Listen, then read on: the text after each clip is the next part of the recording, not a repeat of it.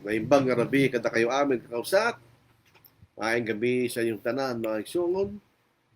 Masanto siya labi. Diyos marahin na banggi sa itong gamos. Kung po sa ating mga kapatid sa Carabao Island, mayad na gabi. Doon sa mga kapampangan, mga pabigi ko nga. Ang ating pong pag-aaralan po ay galing po sa isang message ng isang tagapakinig na may kaugnayan po sa ating pag-aaralan. Ano po? Ito pong tungkol sa bagay na ito, social justice. Meron pa mga denominations na meron silang gawain tungkol sa mga bagay na ito. Ibig sabihin, kung meron pong social justice, ay tumutulong sila at yun ay kanilang gawain bilang isang denomination o isang grupo ng pananampalataya. Ano po ba itong sabi-sabi ng social justice? Ang ibig sabihin po nito ay simple lang, pagkapantay-pantay ng pagkakataon ng mga tao sa larangan po ng ekonomiya, sa larangan po ng politika at karapatang pangtao. Yun po ibig sabihin ng social justice. Ano po? Tingnan po tayo ng ibang mga kahulugan na binibigay po sa atin. Ano po? Ito sinasabi naman dito. Sabi po rito, justice is the concept of fairness. Social justice is fairness as it manifests in society. That includes fairness in healthcare, employment, housing, and more.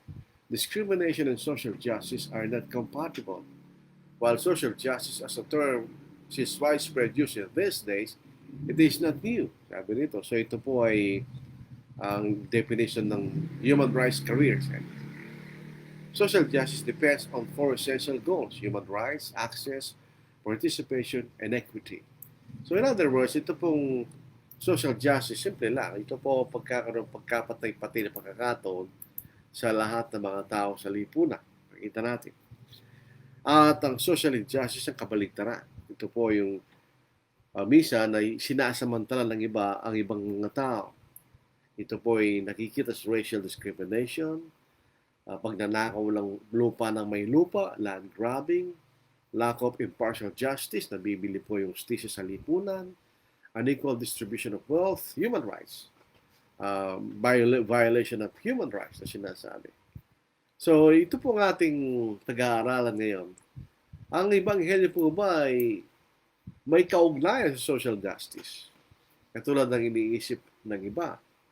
Ito ba ay kakatungkulan ba ng iglesia na siya itong tungkol sa pagkapantay-pantay ng pagkakataon ng mga tao sa lipunan?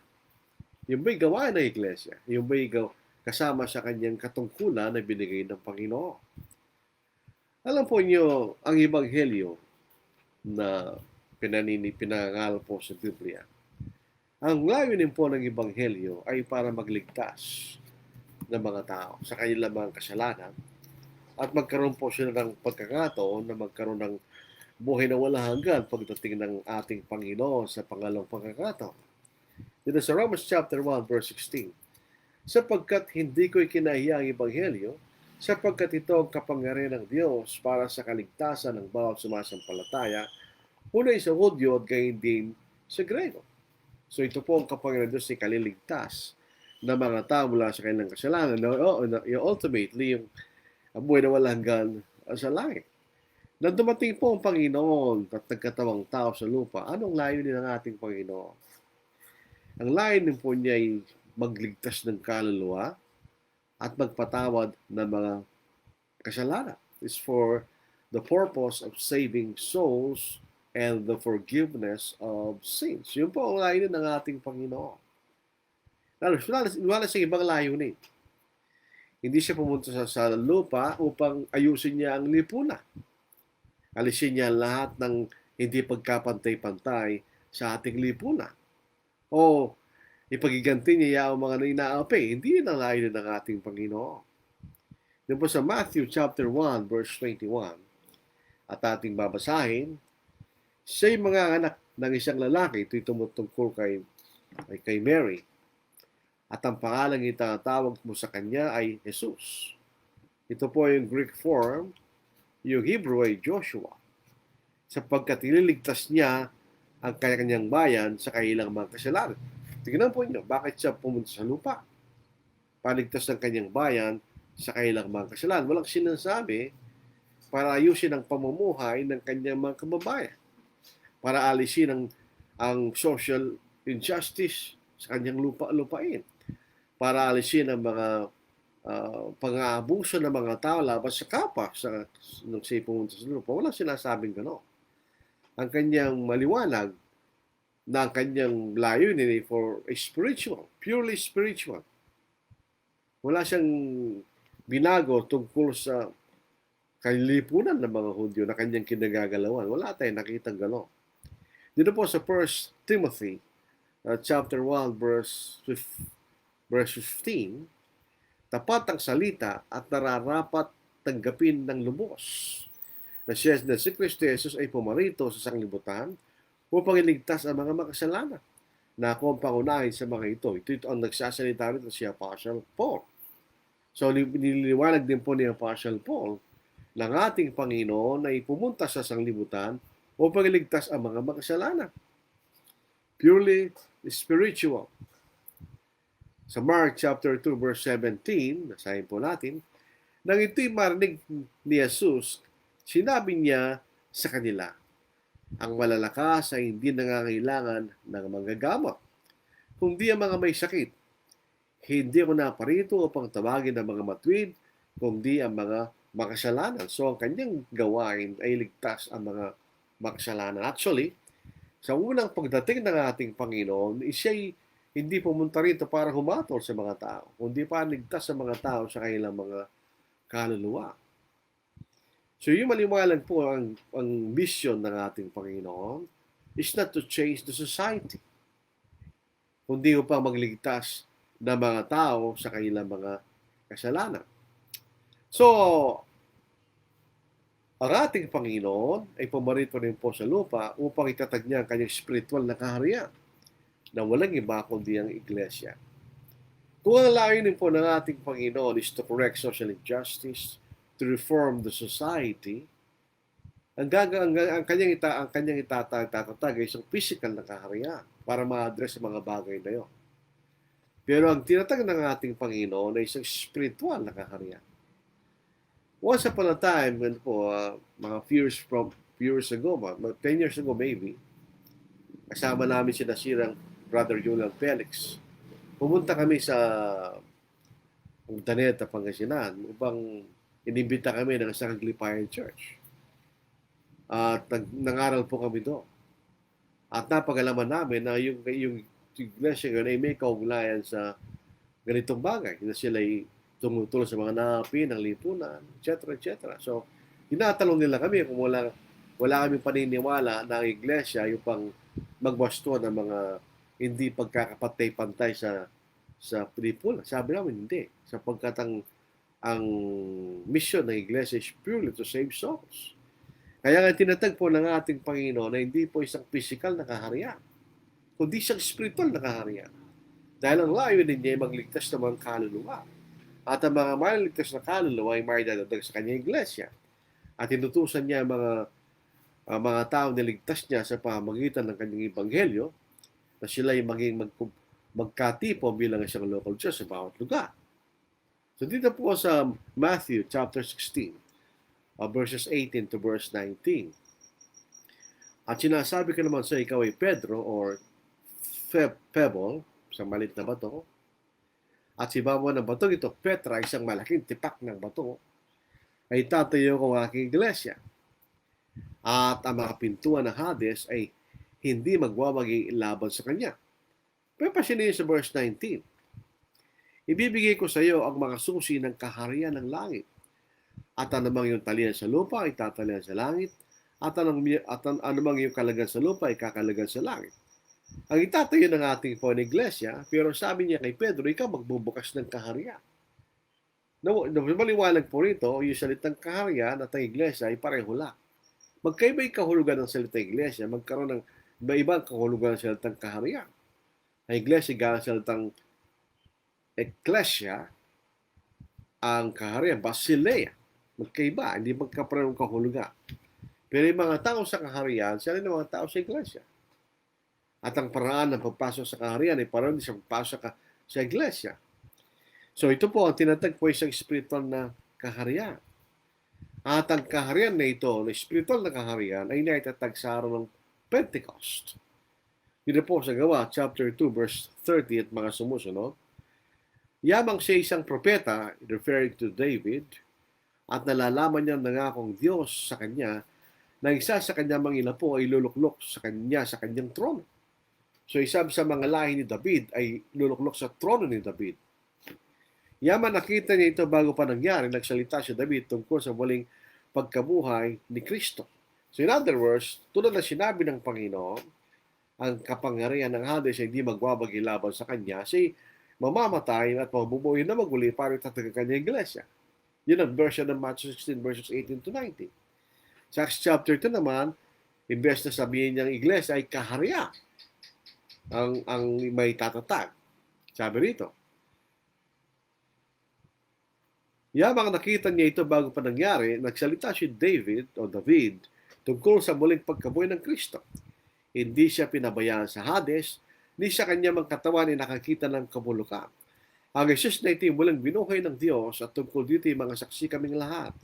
Kaya't yamang pinaragalan sa kanang kamay ng Diyos at tinanggap mula sa Ama ang pangako ng Espiritu Santo, ibinuhos niya ito pawang nakikita at narinig ninyo. Sapagkat hindi umakyat si David sa mga langit, kundi siya rin sinabi ng Panginoon sa aking Panginoon, dalawa yun. Ang unang Panginoon ay ang Ama. Yung pangalawang Panginoon ay ating Panginoon Jesucristo. Sabi niya, maupo ka sa kanan ko. Hanggang sa gawin ko, mga kaaway mo na tungtungan sa iyong mga paa. Kaya dapat malaman na may katiyakan ng buong sangbayan ng Israel na ginawa siya ng Diyos na Panginoon at Kristo, itong si Jesus na yung ipinako sa krus. Ito po yung pangako ng Diyos kay David sa 2 Samuel chapter 7 verses 11 to verse 14. At ito'y natupad sa araw ng Pentecostes. Ito po isang spiritual na kaharian. Nung naitatagpo ang kaharian sa araw ng Pentecost, wala mang nakakaalam kung ano nangyari sa araw na yon. Yung mga tao na doon at nagtataka kung bakit yung mga apostol nagsasalita ng ibang mga lingwahe, samantala sila'y pawang taga Galilea, hindi nila alam kung ano nangyari doon. Sino nakakaalam sa pangyari doon? Yung mga sumampalataya. Ang mga sumampalataya lamang ang naniniwala na yun ang kaharian na itatag sa araw na yun. Sa isang physical na kaharian, kapag ka naitatag ang isang physical na kaharian, ang unang makikita natin ay pagkokorona ng isang hari. At magsisimula ng kaharian. Yun ang physical na kaharian. So makikita mo kung kailan magsisimula ang isang physical na kaharian. Pero ang kaharian ay itatatag ng ating Panginoon sa Lucas chapter 17, verse 20 hanggang verse 21. Ito isang kaharian na hindi mo makikita kapag ito'y nagsimula. Sapagkat makakaalam lamang ng pagdating nito ay ang mga taong sumasampalataya na ang kaharian ay dumating na. Dito po sa basahin natin. Palibhasa tinanong si Jesus ng mga Fariseo kung kailan darating ang kaharian ng Diyos. Kanya sinagot sila, ang kaharian ng Diyos ay hindi darating na may mga palatandang makikita. At hindi rin nila sasabihin, tingnan ninyo, naririto, naroroon. Sapagkat masdan ninyo, ang kaharian ng Diyos ay nasa inyo. Ito yun lamang pong sumasampalataya sa pagsalita ng Diyos sa Ebanghelyo ang makakaalam na ang kaharian ay dumating na sa ng Pentecost. Yung mga hindi sumasampalataya, hindi man nila alam kung nangyayari doon. Sapagkat ang kaharian ay isang spiritual na kaharian, hindi po physical na kaharian. Kung ito isang physical na kaharian, ng ating Panginoon ay magkakaroon ng pangsundalo at na mapupang siya proteksyonan, katulad ng isang physical na kaharian. Sabi ng kausap ni Panginoon, kausap ni Pontius Pilate ang Panginoon.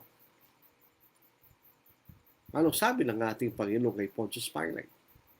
Tinanong siya ng Pontius Pilate, ikaw ba isang hari? Kanya, oo. Ako'y pinanganak sa lahi ng ito, kanya. at nilarawan niya kung anong klase ang kanyang kaharian. Sa John chapter 8 at verse 36, sabagot si Jesus, ang kaharian ko ay hindi mula sa libutan ito. Kung ang kaharian ko ay mula sa libutan ito, ang aking mga tauhan ay makikipaglaban sana upang ako'y huwag maibigay sa mga Hudyo. Ngunit ang aking kaharian hindi mula rito kanya. In other words, sinasabi ng Panginoon, kanyang kaharian ay isang spiritual na kaharian. So, ang punto na gusto nating emphasize sa bigyan diin, hindi layo ng ebanghelyo na baguhin ang inipunan. Hindi yan ang layo ng ebanghelyo. Hindi layo ng pagdating ng Panginoon sa lupa ay upang baguhin ang lipunan. Hindi yan layo ng ating Panginoon. Nang dumating ang Panginoon at umalis ang Panginoon, ganun pa yung lipunan ng mga Hudyo. Walang pagbabago with regards to the society. Ang naging pagbabago lamang ay nagkaroon ng pagkakataon na magkaroon ng kaligtasan mula sa mga kasalanan. Pero yung mga tao, sa lipunan, ng katakaran ng lipunan, ng pamahalaan, hindi nagbago yun. Hindi binago ng Panginoon yun. So, maliwanag po sa ating mga tinurang mga talata, ang ebanghelyo ay para sa kaligtasan ng mga kaluluwa. And not for physical or social purposes. Wala siyang layunin doon. Tigsinin po natin. May mga social injustice sa panahon ng ating Panginoon. May mga social injustice sa panahon ng bagong tipan. Pero walang binago ang ebanghelyo sa mga ito. So, mapapansin nyo, yung tinatawag na slavery. Yun po, United States of America, nagkaroon sila ng civil war at ang isa sa mga dahilan ay slavery. Although, ang sinasabi ng mga nalubasa sa kasaysayan, maraming hindi lang yan ang problema. Problema ay representation o taxation without representation. Kasi walang kapantay-pantay sa representasyon sa pamahalaan ng taga-timog kumpara sa mga taga-hilaga. Hindi po, isa lang po dahil slavery. Pero, slavery hindi maganda. From human standpoint, that's injustice. Na binibili mo isang tao at siya'y maging yung pag-aari. Yun ay violation against human rights. Certainly, that's social injustice. Hindi maganda yon sa mga tao. Kaya nga karamihan po ng mga lipunan sa modernong panahon, wala ng slavery.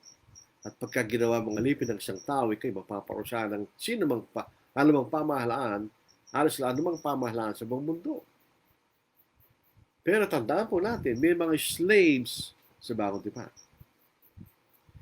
Kung ang layunin ng Panginoon, ang layunin ng Ebanghelyo, is to implement social justice, dapat inalis ng Diyos ang slavery sa bagong tipan.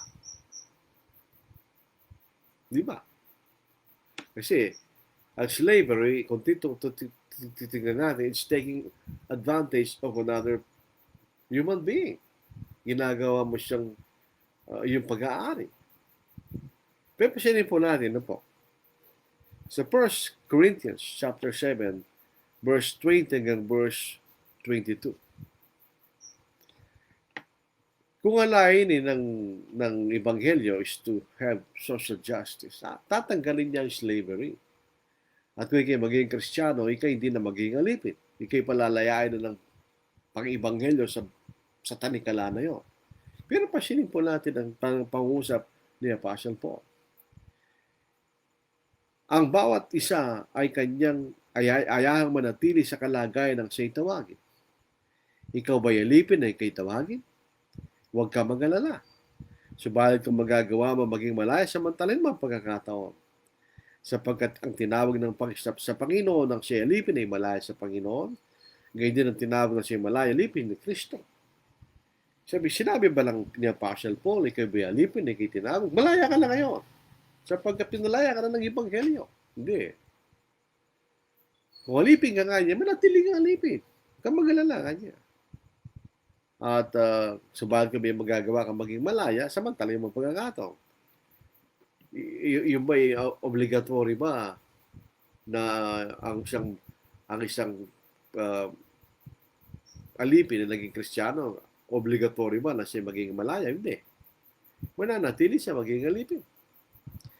Sa katunayan, may palatuntunan sa mga alipin na ibinigay sa mga Kristiyanong may mga alipin. So may mga Kristiyano, may mga alipin sa panahon ng Bagong Tipan. Inungutusan ba ng Panginoon na palayain mo yung kapatid na alipin? Hindi. Wala siyang sinabi. Kung alipin ka, manatili kang alipin kanya. At maglingkod ka mabuti sa iyong Panginoon na tao. Dito po sa Efeso, sa ika-6 na kabanata, 5 hanggang sa ika-8. Mga alipin, sundin ninyo ang inyong mga Panginoon sa laman na may takot at panginginig, sa katapatan ng inyong puso na gaya ng kay Kristo. Hindi ang paglilingkod sa paningin na gaya ng pagbibigay lugod sa mga tao. Sino kinakausap rito ni Apostle Paul? Yung mga alipin. Slaves na mga Kristiyano. Maglilingkod na may mabuting kalooban na gaya ng paglilingkod sa Panginoon. Sila sabi ni Pablo, yung paglilingkod mo sa iyong Panginoong tao ay para ka naglilingkod sa Panginoong Jesucristo kanya. Sabi sa atin dito, at hindi sa mga tao, yamang nalalaman ng anumang mabuting bagay na gawin ng bawat tao, ito ay kanyang muling tatanggapin mula sa Panginoon, maging alipin o malaya kanya. Kaya huwag kang mag-alala, sabi ni Pablo. Kahit kayo alipin na naging mabuting Kristiyano, kayo maliligtas at magkakaroon ng buhay na walang hanggan. Ngayon yun po paano yung mga Panginoon? Yung mga Panginoon, meron din siyang obligasyon sa mga alipin. Ang punto natin dito, may mga alipin na mga Kristiyano sa panahon ng Bagong Tipan. May mga alipin na mga Kristiyano. Bakit di sila pinalaya ng Panginoon mula sa pagiging alipin? Kung ang Ebanghelyo ay may gayong layo din. Ang totoo, wala.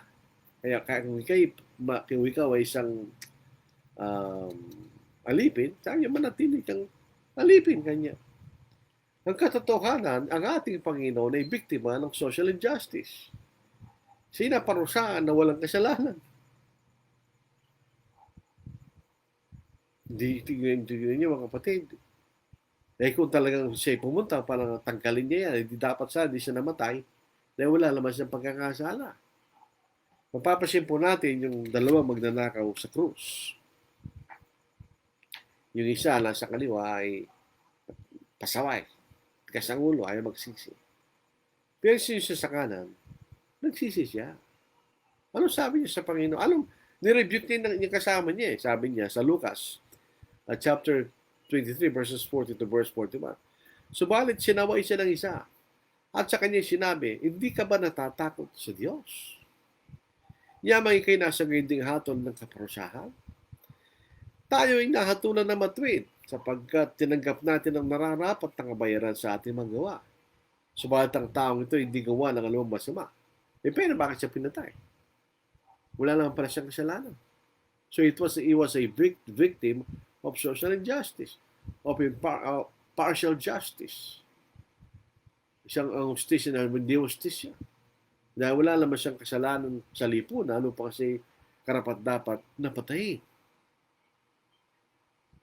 Alam po niyo, ang pagbabago ng Ebanghelyo ay hindi sa lipunan. Ang pagbabago ng Ebanghelyo ay pagbabaguhin niya yung tao. So, ibig sabihin, to effect, na kahit kaunting pagbabago sa lipunan, ang binabago ng Ebanghelyo yung tao mismo. Hindi yung lipunan. Ang binabago ng Ebanghelyo ay yung kalagayan ng tao, yung tao mismo, binabago niya. Binagawa niya mabuting tao. Tinurong lubos sa lahat ng gawang mabuti. Hindi ba ngayon ang layunin ng Ebanghelyo? Hindi ba yan ang layunin ng salita ng Diyos? Ulog Yesusi. Dito po sa 2 Timothy chapter 3, 16-17. Bakit tinuturo sa atin ng Ebanghelyo? Bakit tayo naging Kristiyano? Anong dahilan? Dito po, sabi niya, ang lahat ng mga kasulatan ay kinasil ng Diyos at mapapakinabangan sa pagtuturo, sa pagsaway, pagtutuwid, at sa pagsasari sa katuwiran. upang ang tao ng Diyos ay maging ganap, nasasangkap ang lubos sa lahat ng gawang mabuti. Yan ang binabago ng Ebanghelyo. Ginagawa niya mabuting tao ang isang dating masamang tao.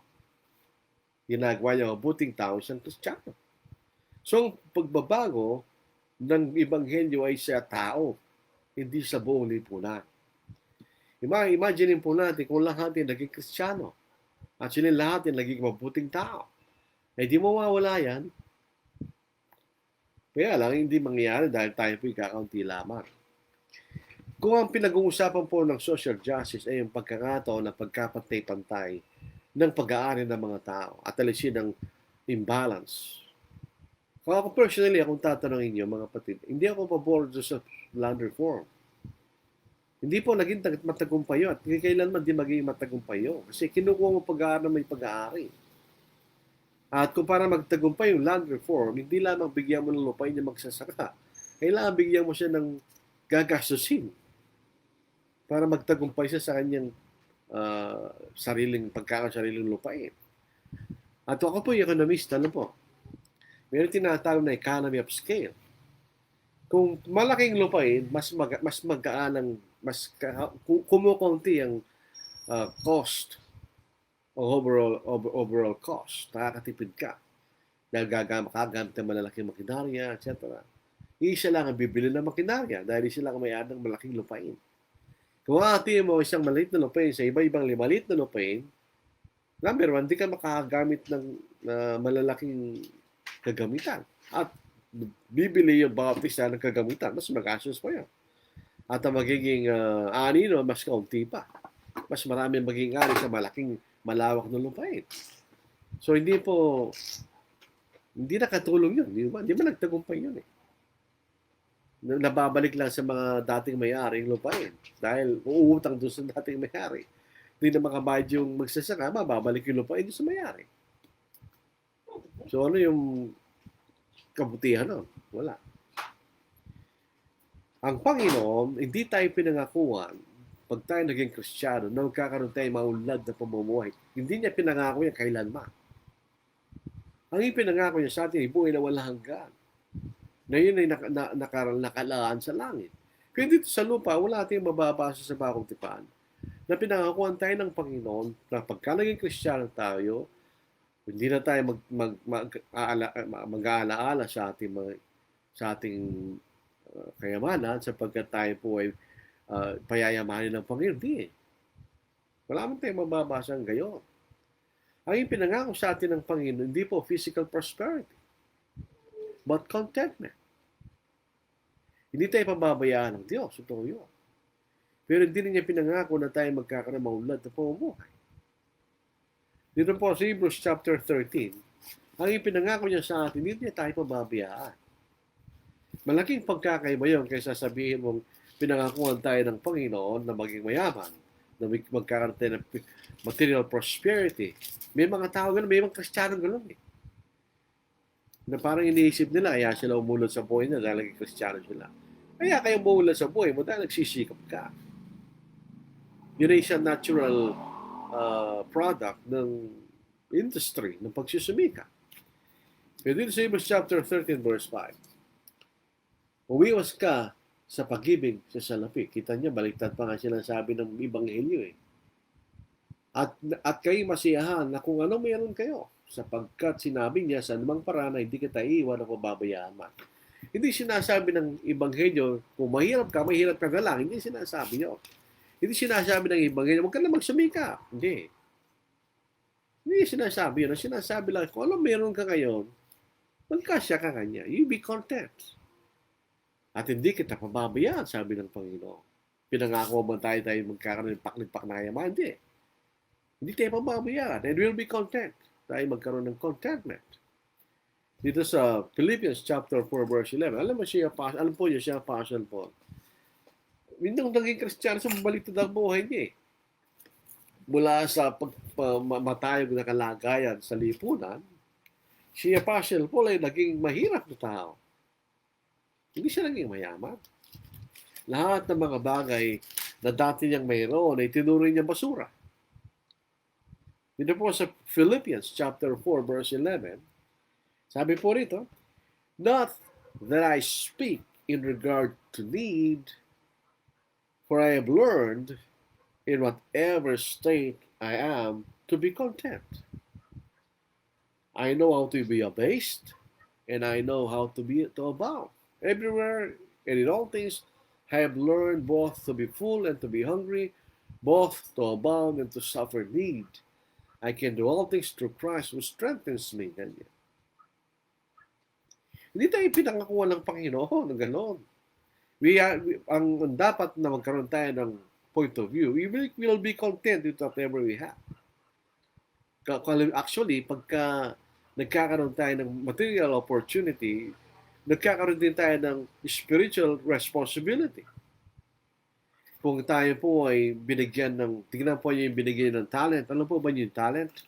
Hindi po abilidad yun. Yun ay pera. Yung isa 5, yung isa 3, yung isa 1. 5, 5, 2, 1. Anong ginawa no 5? Ginamit niya yung kayamanan niya para sa kanyang Panginoon. Di ba? Ganon din ng 2. Ginamit niya ang kanyang kayamanan para sa kanyang Panginoon. Yung 1 ang walang ginawa, kaya siya naparusahan.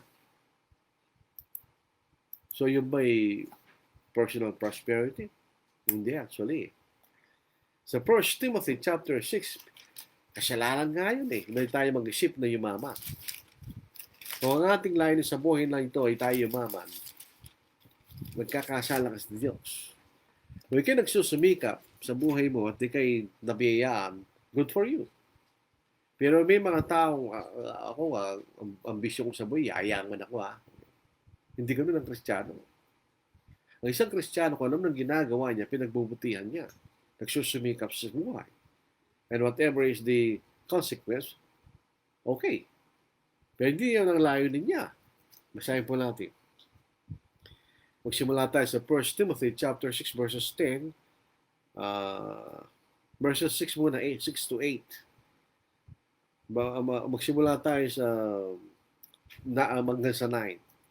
Now, godliness, yun ang kabanalan, with contentment. Alam po yung salitang contentment, ito yung kalagayan na kung ano meron ka, ikay masaya. Kung ano meron ka, ikay nagpapasalamat sa Diyos. That's contentment. Hindi ka na nag-ahanap pa ng wala. Kung anong meron ka, you're happy. Yun ang contentment. So first, sa Tagalog, actually sa English, contentment ang nakalagay. Sabi nito, subalit ang kabanalan na may kasiyahan, hindi translation ng contentment yun, di ba? So actually, walang direct translation sa litang yun. Sabi rito, now godliness with contentment is great gain. So ito ang prinsipyo ni Apostle Paul ng Diyos. For we brought nothing into this world, and it is certain we can carry nothing out. So come to think of it, kahit ikaw ang pinakamayamang tao, you are the world's billionaire. Pag namatay ka, saan pupunta yung billion mo? Dadali mo ba yun sa hukay mo? It becomes useless pag namatay ka, di ba? Kung yan ang mangyayari sa iyong kayamanan, bakit ka pa nagkakamalang kayamanan in the first place? Hindi makakatuloy sa iyong kaligtasan ng iyong kaluluwa. Sabi nga ni Solomon sa Ecclesiastes, kahit kanya nga ang aking pagpapagal, parang pagsuntok sa hangin kanya. Paano kung malalaman na kanya yung magmamala sa aking kayamanan, marunong? Parang kung nilustan niya, kanya. So kahit ang aking pagpapagal ay walang kabuluhan, sabi ni Solomon. Sa verse 8, and having food and clothing, with this we shall be content. Hindi sinasabi ni Pablo, diyan ka na lang. Ang sinasabi niya, kung may nagkaroon ka ng damit at pagkain, dapat masaya ka na. At kung may karagdagan sa buhay mo, bonus yun sa Panginoon. Sa verse 9, ito ang ating pag-ingatan. Hindi kasalanan maging mayaman, but if you desire to be rich, yan ang pagkakasala. But those who desire to be rich fall into temptation and a snare, and into many foolish and harmful lust, which drawn men in destruction and perdition. Di ba totoo yun?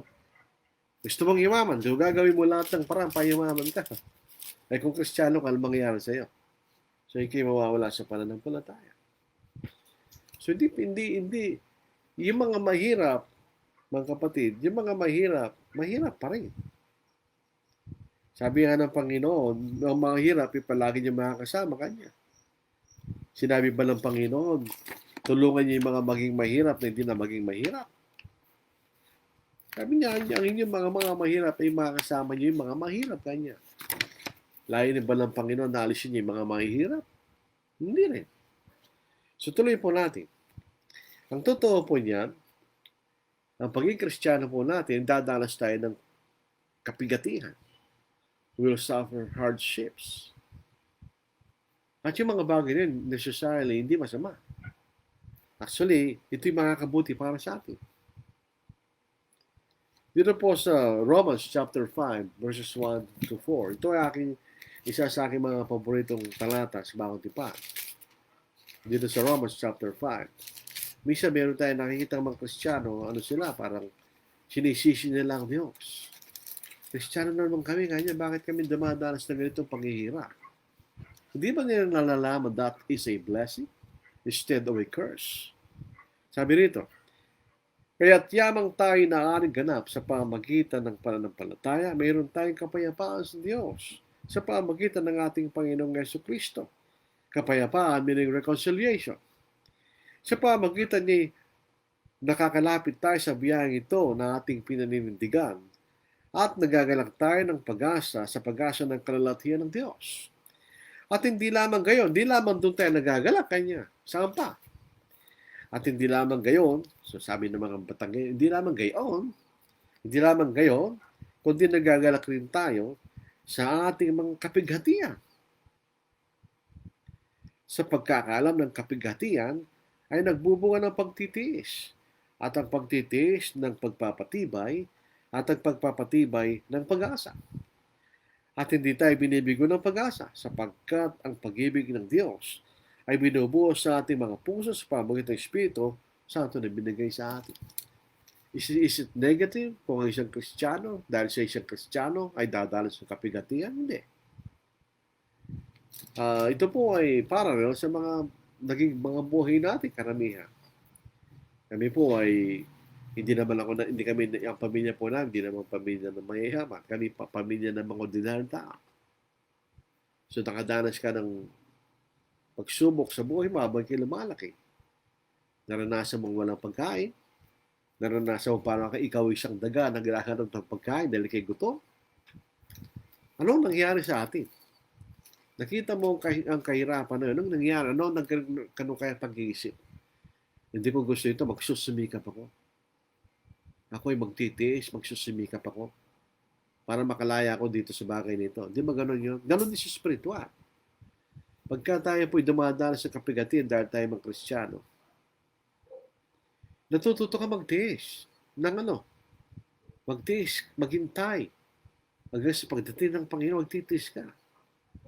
Dahil alam mo, pag kayo makapagtitiis at magiging tapat ka sa gitna ng kapigatihan, ikay maliligtas at makikita mo na kung ang buhay ng sanglibutan na ito ay may mga kahirapan, lalo nagiging magandang langit.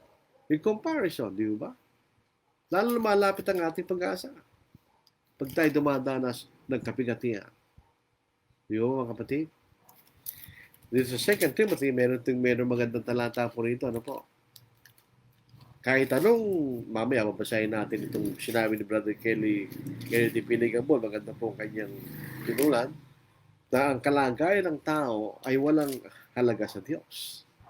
Kay mayaman, kay mahirap, kay marunong o walang alam, kay malipin o malaya, o kay Kristiyano, naiisa lang kayo sa Panginoon. Dito po sa 2 Timothy chapter 2 verse 3. Makipagtiis ka naman kahirapan gaya ng mabuting kawan ni Kristo Jesus. So, dataan tayo ng kapigatian. Kung ang layo na ng Ebanghelyo ay alisin ang mga bagay na ito, hindi na tayo dadanas ng kapigatian.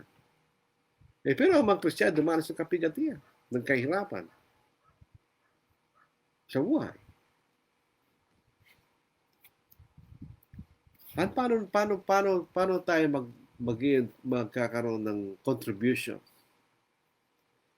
para sa ganitong bagay? Sa pamamagitan ng pagtulong ng mga individual. Kaya nga po binibigyan tayo ng obligasyon na tumulong ng Panginoon para makatulong tayo sa mga tao na nangangailangan. Kaya binibigyan tayo ng pagkakataon ng Panginoon. Yun ang paraan ng Panginoon. Hindi sa pamamagitan ng pagbabago ng lipunan. Binabago niya yung tao. Ang mga taong ito ngayon ang magiging kaparaanan ng paggawa ng mabuti. At kahit papaano ay makapagbago sa mga bagay hindi maganda sa ating kinagagalawan. Sa Galatians chapter 6 verse 10, kung tayo may pagkakataon, ito yung mga Kristiyano di Iglesia, kung tayo may pagkakataon, gawa tayo mabuti, sa lahat, lalong-lalo sa mga kasambahay sa pananampalataya. So yun ang ginagawa sa atin ng Ebanghelyo. Binibigyan tayo ng isang puso na ating kaisipan ay gawa na mabuti sa lahat. Kung tayo may pagkakataon. Katignan po nyo, bagamat may mga alipin sa panahon ng bagong tipan, yung po mga Panginoon, yung mga may-ari ng mga alipin, kung sila yung mga Kristiyano, meron silang obligasyon. Yun na, basahin na sa Ephesians chapter 6, 5-9. So, binasa na natin yung isang bahagi. Mga alipin, sundin ninyo ang inyong mga Panginoon sa laman na may takot at panginginig sa katuparan ng inyong puso na gaya ng kay Kristo. Hindi ng paglilingkod sa paningin na gaya ng pagbibigay lugod sa mga tao, kundi gaya ng mga alipin ng Kristo na ginagawang kalooban ng Diyos mula sa puso. Yaman nalalaman ng anumang mabuting bagay na gawin ng bawat tao. Ito'y kanyang muling tatanggapin mula sa Panginoon maging alipin ng wala. Bakit kung ikaw ay maglilingkod, yung mga alipin maglilingkod sa Panginoon ay maglilingkod sila ng tapat, sapagkat yun ay mabuti. At yun ay susuklian ng Diyos, ng ating Panginoon. Gayun din ng mga Panginoon, yung mga mayanang alipin. Ganyan. At ang mga Panginoon, ito yung mga Kristiyano, gayon din ang inyong gawin sa kanila. Iwasan ng pananakot, yamang nalalaman ninyo na kayo may isang Panginoon sa langit at sila walang itinatanging taong ganyan. So, turutuin niyo mabuti ang inyong mga kapatid na alipin. Huwag niyo silang takutin. Yan ang sabihin, yan ang kapangyarihan ng mga Panginoon. So, mga tweet, ngayon, babalik tayo sa katanungan. Paano ngayon ang mga social injustice? Kaya nga may pamahalaan.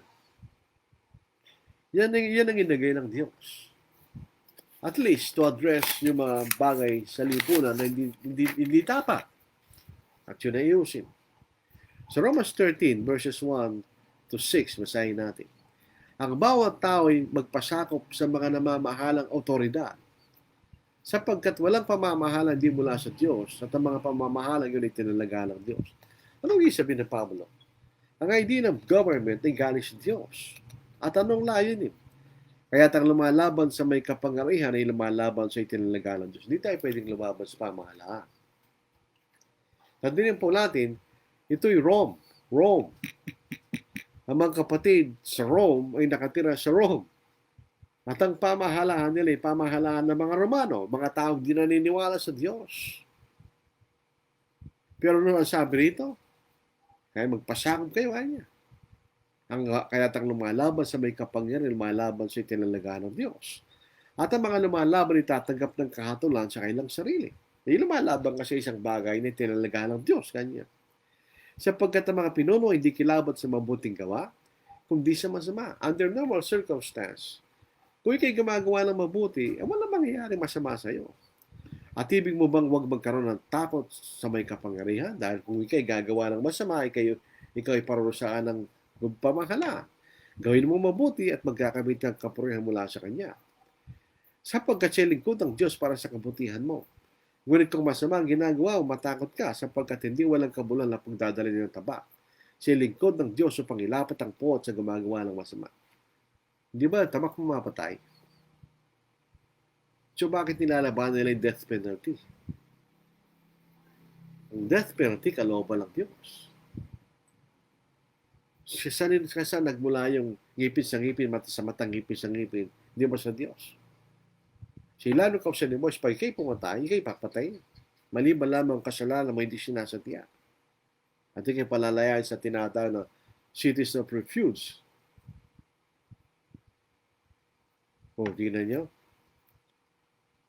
Kaya nararapat na magpasakop. Hindi lamang dahil sa galit, sabi dahil parang hindi ka maparusahan ng pamahalaan, kundi dahil din sa dahil yung dapat gawin na pinag-utos ng Diyos.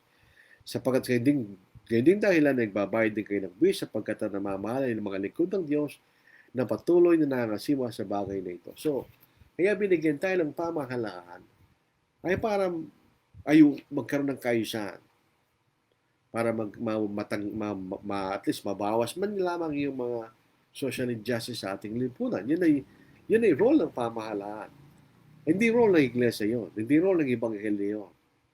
Tatandaan po natin sa panahon ng ating Panginoon sa Matthew chapter 22 verse 17. Sa Old Testament, ang pamahalaan at ang Espiritu ang magkaisa. Yan ang tinatawag na theocracy. Sa Bagong Tipan, pinaghiwalay ng Diyos. May sariling gawain ng pamahalaan, may sariling gawain ng iglesia. Yung ibang mga iglesia nakikialam sa pamahalaan, di man sila sumusunod sa kalooban ng Diyos. Hindi na kalooban ng Diyos. There's a separation of the church and the state sa kalooban ng Diyos. Tingnan po nyo. Sabihin mo nga sa amin, ano sa palagay mo? Matuwid bang magbuwis kay Cesar o hindi? Ngunit batid ni Jesus ang kailang kasamaan. Sinabi niya, bakit niyo ako sinusubok, mga mapagkunwari? Ipakita niyo sa akin ang salaping pambuwis. At dinala sa kanya isang denaryo. Sinabi niya sa kanila, kaninong larawan to at nakasulat? Sinabi niya kay Cesar. Pagkatapos ay sinabi niya sa kanila, kaya ibigay niyo kay Cesar ang kay Cesar at ang Diyos sa Diyos. So ang gobyerno, ang kanyang responsibilidad ay doon sa social and physical realm. Sa mga social at material na kapakanan ng tao. Yan ang layo ng gobyerno. Anong layo ng church? The spiritual realm. Ang gawain ng iglesia ay para sa kaligtasan ng mga kalmo. Hindi sila magkalaban. At hindi magkaibang kailang gawain. Pero, Brad Lord, hindi naman kumisan ng mismong gobyerno, hindi naman siya pantay. Good question. So, kailan natin may pag-iiganti yung mga pag-aapi na ginawa sa amin? Pinatay ng aking anak, ano pa ilang ko siya may pag-iiganti? Alam niyo kung kailan? Pagdating ng Panginoon. Lahat ng pag-aapi, lahat ng kasamaang ginawa ng tao sa kapwa niya tao, lahat ng injustice na ginawa ng tao sa kanyang kapwa-tao, lahat ng panglalamang na ginawa ng tao sa kanyang kapwa-tao, lahat ng pagpatay na ginawa ng tao sa kanyang kapwa-tao, parusaan ng Panginoon. Kaya nga po itong mga Kristiyano, hindi niya inuutos sa tayo magiganti. Bakit? Sino ang gaganti para sa atin? Ang gaganti para sa atin ay ang Panginoon. Pagdating ng kanyang pangalawang pagdating. Mapaparusaan ng mga tao sa kailang manggawa. Yun ang final and perfect justice. Alam po ninyo, kung sa ating buhay, ayan ang ating kaisipan. Paano tayo magkakaroon ng justice? Wala kayong pag-asa. There is no perfect justice sa mundong ito. So kung ganun lamang, bakit natin nilalag ang ating kaisip sa mga bagay na yan? Kuminsan, kailangan natin tanggapin, wala kang magagawa. O kung halimbawa, ang katunggali mo ay napakayaman, napakamakapangyarihan, kahit pupunta pa kayo sa hukuman ng pamahalaan na may mabuting layunin, hindi ka mawawagi. So alam po niyo ang kahalagahan na dapat natin bigyan pansin. Ay ligtas natin ng ating kaluluwa. Dahil ang katarungan, minsan di mo natin makikita sa lupa. Pero may pagtatanggol tayo ng Panginoon pagdating ng araw sapagkat siya magbibigay ng katarungan. Parurusahan niya mga tao ayon sa kailang maggawa. Makikita natin. So yun po makikita niyo. So kung hindi pa kayo Kristiyano, sumunod na kayo sa Ebanghelyo. Yan ang tunay na pag-asa.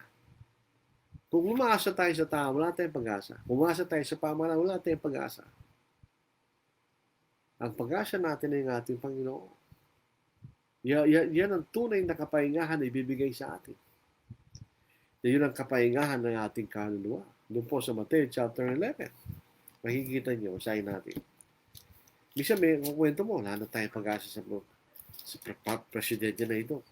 Pansinin po nyo, kahit sino pang presidente, wala naman tayong tuloy na pag-asa. Wala naman perfecto presidente. Kahit yung susunod na presidente natin, hindi rin perfecto yun. Kahit perfecto magiging pangalan niya.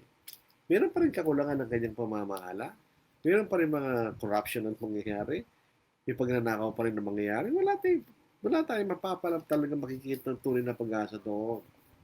Ang sapat na layo ng pamahalaan na dapat ng pasalamat na tayo, nagkakaroon tayong kapayapaan. Nagkakaroon tayong kaisa na kung saan tayo makapaglilingkod sa Diyos. Maswerte tayo kasi sa mga lipunan na pinagbabawal ang pagsamba sa Diyos. Ito po sa Matthew 11, verse 28. Yan. Lumapit kayo sa akin, kayo lahat ng nalulupay-pay, ito ba nabibigatan? Saan? Sa kasalanan. Hindi sila nalulupay-pay, nabibigatan dahil sa physical na lupay-pay. Hindi. Sila ay nabibigatan at nalulupay-pay dahil sa kasalanan. Kayo bibigyan ko ng kapahinga. Pasarin ninyo aking pamatok at matuto kayo sa akin sapagkat ako'y maamo at may mapagkumbabang puso at makatagpo kayo ng kapahingahan para sa inyong mga kaluluwa. Yun ang pag-asa ng Ebanghelyo. Yun ang tunay na pag-asa. Ang pag-asa ng buhay na wala hanggan. Kung umaasa lang tayo sa mundong ito, wala tayong pag-asa. Kahit ano pang gawin nyo. Pero ang tunay na pag-asa ay pinangako ng Panginoon. Kaya kung di pa kayo mga Kristiyano, may mga nakikinig tayo sa atin, di pa Kristiyano, sumunod na po kayo sa Ebanghelyo.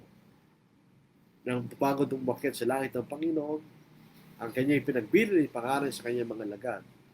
So, bumayo kayo sa sanglibutan, gawin, ipangaral niyo yung Ebanghelyo sa lahat ng kinapaangan niya. Ang sumasampalataya at mabautismuhan ay maliligtas, natapad di sumasampalataya ay parusa. Yan ang tunay na pag-asa. Yan ang tunay na justice. Dahil dyan, kung ikay susunod, ikay maliligtas. Kung hindi ka susunod, ikay mapaparusa. Ang ating Panginoon ang tunay na impartial judge. Na tayo hatulan, wala siyang itatangi, tayo hatulan sa ating mga ginawa. Di ba? Unfortunately, kung sa mga taong judge, hindi mo masaasahan yan. Talagang alam na ninyo kailangan, di natin kailangan sabihin. Pero ang Panginoon, tingnan sa Romans, ano po, chapter 2, verse 6. Kanyang gagantihan ang bawat tawa sa kanyang magawa. Sa kanila sa pamagitan ng pagtsatsaga, sa mabuting gawa na naghahanap ng kalalatihan at karangalan at ng kawalan ng kasiraan ay magbibigay siya ng buhay na walang hanggan. Samantalang sa kanila na makasarili at di sumusunod sa katotohanan, kundi bagkus ay sumusunod sa kasamaan ay para sa kanilang puot at galit. Magkakaroon ng hirap at bigati sa bawat kaluluwa ng tao na gumagawa ng kasamaan. Unay sa Hudyo at gayon din sa Grego. Subalit kalalatihan, karangalan, kapayapaan sa bawat gumagawa ng mabuti, unay sa Hudyo at gayon din sa Grego. Sapagkat ang Diyos ay hindi nagtatangi ng mga tao. Ang mga tao ay nagtatangi ng mga tao. Pero ang Diyos ay hindi. Ganon din tayo. Hindi rin tayo nagtatangi ng mga tao. Sabi nga po Santiago, kung may dumating sa inyo kanya na mahirap, huwag natin siyang discriminate. Pareho lang tayo sa paningin ng Diyos. Ito po sa sinabi kanina ni Brother Kennedy P. Ligambol, babalik tayo doon.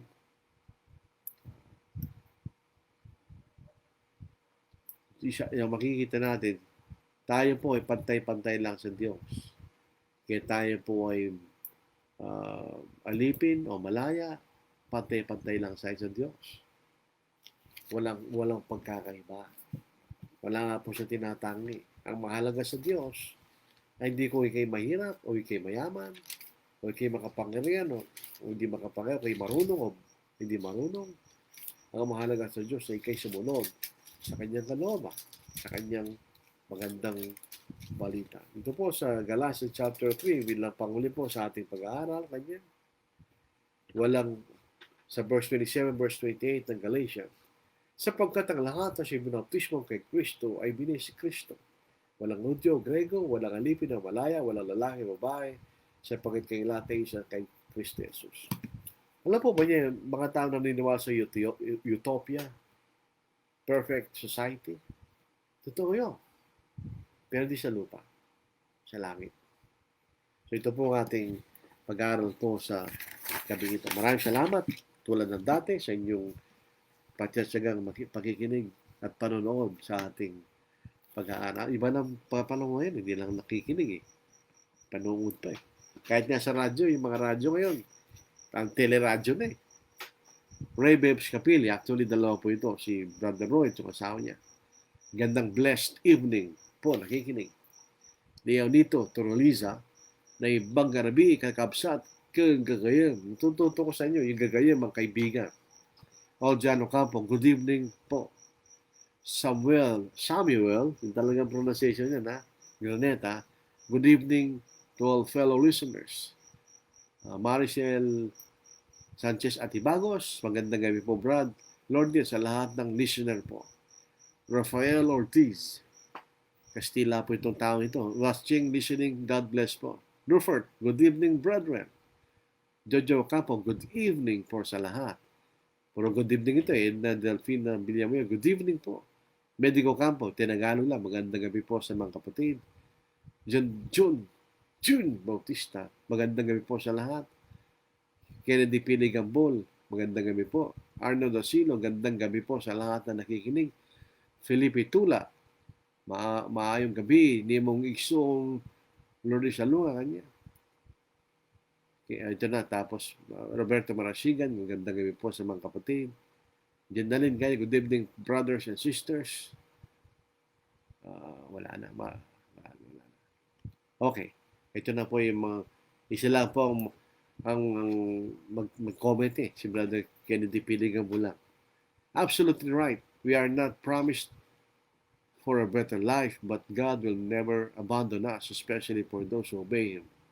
Tomorrow is not promised. Sabi nga eh, alam nyo, hindi naman masama maganda sa kinabukasan. Pero tandaan na lagay natin ng Panginoon sa larawan. Kung luluubin ng Panginoon. Ito pa po. In times of Apostle Paul, there were slaves. Yes, even today, there are slaves too.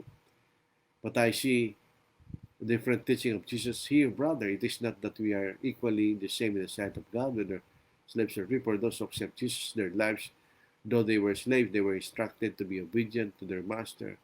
The same thing, this master have the same masters to the slaves. Jesus, kaya nga po, dahil yung mga Panginoon ay sila'y Kristiyano, meron din silang Panginoon.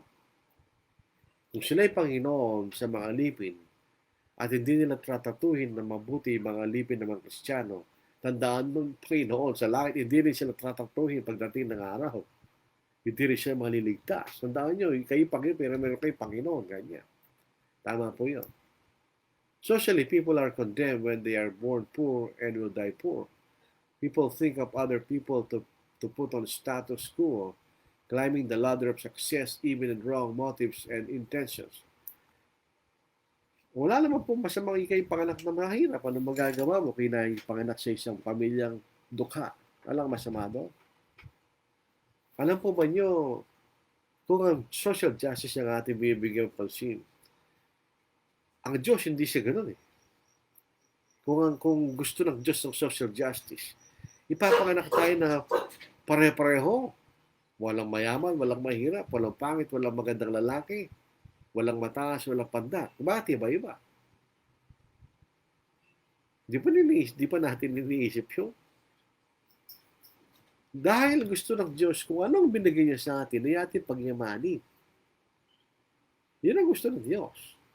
Binigyan ka ng, ikay naging matangkad, naging basketball player ka. Ikay panda, huwag mo isipin mo basketball player, hindi mo nga yun. Kaya binigyan tayo ng iba-iba. Depende. Tingnan niyo yung 5-2-1. 5-2-1. Ilang asahan ba ng Panginoon yung 2 ay magbibigay ng 5? Hindi. Sapat na sa kayo, bigay rin ng 2. Yung 1, kung nagbigay din siya ng 1, okay lang sa Panginoon yun. So, kung iba-iba binibigay sa atin ng Panginoon, dahil alam niyang kakayahan ng tao. Makayong to, binigyan ng 5, hindi niya kaya. Baka lalo pa siya nasama na pasama. Iba natin nakita ng mga ibang mga kapatid na hindi alam gamitin ng kayamanan, na lalo sila napapasama imbes na sila mapabuti. The church and the government are separate entities, but obedience is being taught in both ways. We will not be punished if we do the right thing, but if we suffer for doing right, that God will do the justice for us. Amen. Yun ang naasahan natin. Meron po kasing nagtanong, sabi niya, paano kung Kristiyano ka? Pwede mo ba kanyang lumaban sa pamahalaan kung nagkakaroon ng pagnanakaw ng mga sakahan, ganyan? Wala naman pong pamahalaan na gano'n. Wala naman nagnanakaw ng lupay ng pamahalaan. Ang nag-aabuso ay yung mga leader, diba? Mayor, yun ang nag-aabuso. So, hindi yung pamahalaan ng kalaban mo doon, kundi yung tao yun. Kung gusto mong pagsapalaran, wala rin mangyayari. Kasi hindi ka rin mananalo. Baka ikaw mawalan pa ng buhay, hindi ba? So, talagang maganda dyan. Kung minsan, pabayaan mo na lang. Wala magagawa. Hindi talaga natin makakamtan ng justice na lupang ito. Talagang nandun dyan yung injustice na yan. So, pabayaan natin ang Diyos na gumanti sa tao niya. Pagdating na nga. Kung may magagawa ka, bakit hindi mo gawin yung paraan ng pamahalaan? Meron naman Court of Justice. O di, dumulog tayo, no? Magabla tayo ng maayos. At tingnan natin kung ano ang magiging bunga. Pero kung ang aasahan natin ay yung justice sa lupa, napakatagal po yan. Aabuti ng taon. Bisa may namatay na nga yung nagabla. Wala pa nangyari sa kaso. That's human justice. Umasa na lang tayo sa tunay na justice. Ang justice bibigay ng Panginoon sa uling araw. Ganun talaga. Bisa nabibiktima tayo ng ibang tao. Wala tayong magagawa. Pero ang Panginoon, hindi ako babayaan yun. Pagdating ng kahatulan sa lahat ng mga tao. Roy Webster Pili, as base for social justice, is it not sin why we were born, but it is if we die one. Bawalang tamad sa mga Kristiyano, do not do our best and God will do that. Tama po yun. Kasalanan talaga yung tamad. Sabi nga ni Pablo, ang ayaw magtrabaho, huwag din kumain. Sa 2 Thessalonians chapter 3 verse 10. Kung papasinin po natin ang prinsipyo ng banal na kasulatan, kung ikay alipin, ang corresponding ngayon niya ng katumbas sa nakikipagtrabaho ka. In most cases, kung ikay nakikipagtrabaho at ikay nagsumikap, ikay na maging mabuting empleyado, most probably may kapagkakataon kang umangat kung ano man ang trabaho mo. Kung Kristiyano ka, dapat gawin ng gawin. Huwag kang Kristiyano tamad sa trabaho. Kasalanan yun eh. Sinasabi na pag tayo nakikipagtrabaho, kumbaga, katulad ng alipin ng unang panahon, nagtatrabaho na parang ikay nagtatrabaho sa Panginoong Jesucristo. Ikay magtrabaho din lang sa pakitang tao o dahil sa sweldo mo. Magtrabaho ka maayos. At kung makikita mo, mapapasya ka ng boss mo, makakasinso ka, di ba? Bakit marami mga Kristiyano masisyo ng buhay? Nagsumika sila. Yun ay nagtrabaho mabuti. Yun naman ang dapat gawin ng isang Kristiyano. Tandaan po natin yun. At kung gano'n ang gagawin mo, hindi ba ka magtatagumpay? Pero huwag natin isipin, huwag natin 1 Timothy chapter 6 verse 9, do not desire to be rich. Be content with what you have. Kung ano binigay sa atin ng Diyos. Okay?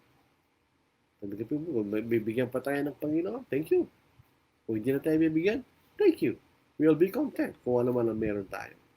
Hindi mo mga kapatid. Dito tayo pupunta pag tayo nagtiis hanggang kamatayan sa paglilingkod sa Panginoon. So yun po ang ating pangal po sa gabing ito. Ano po? Pagka tayo po ay inagawan ng masama, meron tayong recourse. Kung ito'y criminal, pwede tayo po dumulong sa pamahalaan. Yung po ay merong recourse na binigay sa atin ng pamahalaan. Minsan magtatagumpay tayo, minsan hindi. Talagang gano'n. Pero ultimate justice, eventually, ay ang justice ng Panginoon. At yun ay walang maglalaban doon. Sila ay tatanggap ng kaukulang kaparusahan o kaukulang gantimpala ayon sa ating mga ginawa. Di ba yun ang justice? Kaya nga, God is just. Maasahan natin yun.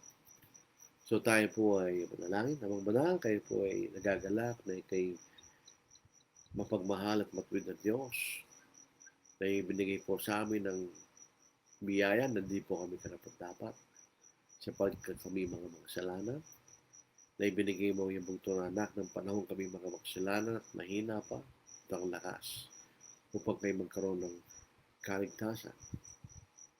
Alam po namin naman na pagdating ng Panginoon ay gagawad mo ang katuwiran ayon sa aming ginawa. Dinadalangin namin naman sana yung mga tao buksan ang kailang mga isipan upang tanggapin nila yung Ebanghelyo at sumunod upang sila magkaroon ng tunay na justice pagdating ng araw. Ingatan po niyo kami, Ama, sa panahon na ito. Bigyan niyo sa amin ang aming mga pangailangan sa araw-araw. Turuan niyo kami ang mga aming puso na maging kontento sa anumang bagay na mayroon kami. Bigyan niyo kami ng isang kaisipan na magsumikap at kumuha ng nararapat sa araw-araw ng buhay namin. Nalalaman namin naman na ikaw ay tutulong sa amin. Patawarin niyo kami, Ama, sa mga nagagawang pagkakamali. At ang mga bagay na tayo may hiningi, dakilang pa ng Kristo Kristo. Amen. Opo, maraming salamat.